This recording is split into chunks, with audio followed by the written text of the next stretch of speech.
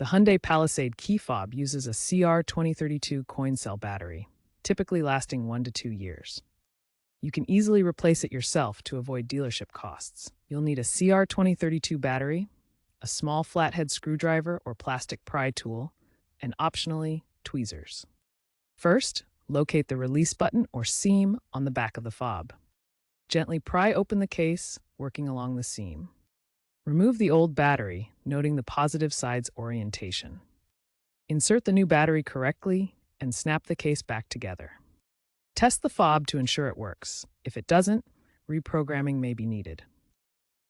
Always work on a non-conductive surface to prevent static discharge that could damage the fob's electronics. Avoid using metal tools near the circuitry to prevent short circuits.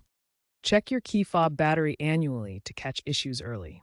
Always keep the fob dry to prevent moisture damage and corrosion of internal components.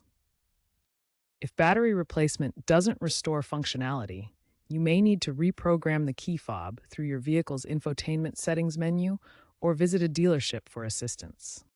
The automotive industry is moving toward battery-free or rechargeable key fob options for better sustainability. Hyundai's digital key app allows smartphone-based access. While traditional fobs like the Palisades will continue, future models may feature longer-lasting lithium polymer batteries or fully digital solutions. Remember, most DIY battery replacements are successful and save money, but improper handling of the fob can lead to costly repairs or replacement.